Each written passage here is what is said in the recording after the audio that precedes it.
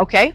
So what if I told you that centuries of oppression, we're talking everything from slavery to segregation, all the way to modern corruption, what if they weren't separate random events? What if they were actually just different masks worn by the exact same monster?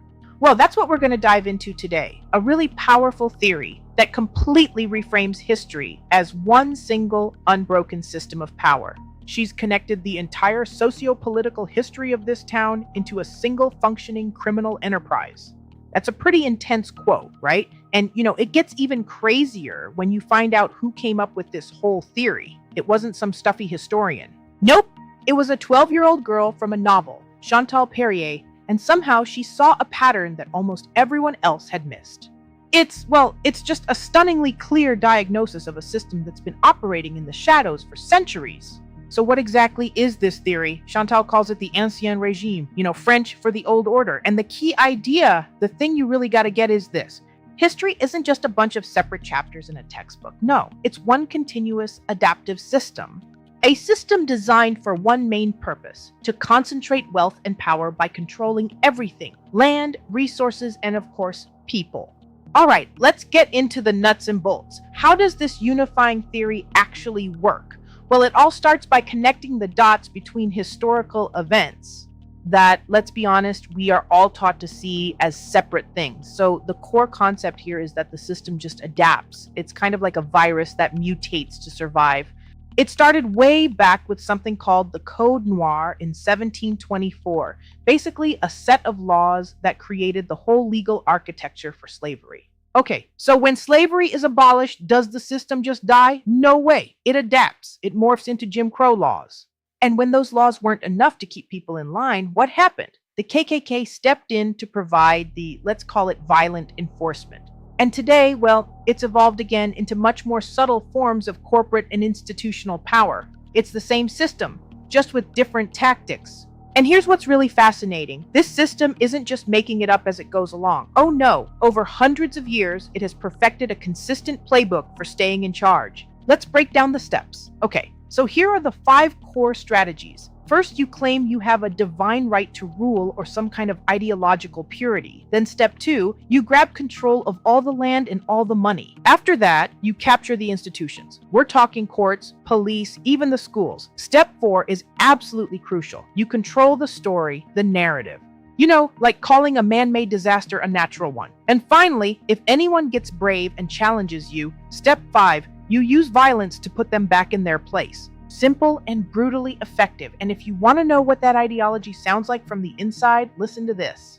This is a direct quote from a journal written in 1948 by a member of one of these elite families. See, it's not just about economics. It's about a deep ingrained belief in racial purity and this idea that they have a right to hold on to power. This is the why that drives the whole playbook. It's pretty chilling. Okay, so we've seen the playbook. Now, how has it actually been used over the centuries? Well, the theory breaks it down into 4 different but totally connected phases of the very same system. This timeline lays it all out super clearly.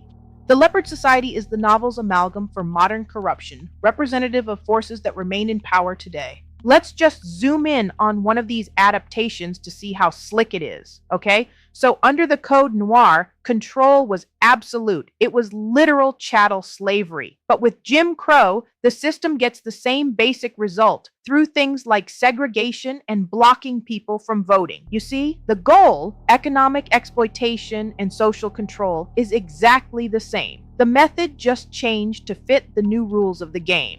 Now, let's not forget, Chantal's whole theory comes out of a fictional story. But man, is it a powerful lens for looking at and understanding some very, very real-world dynamics.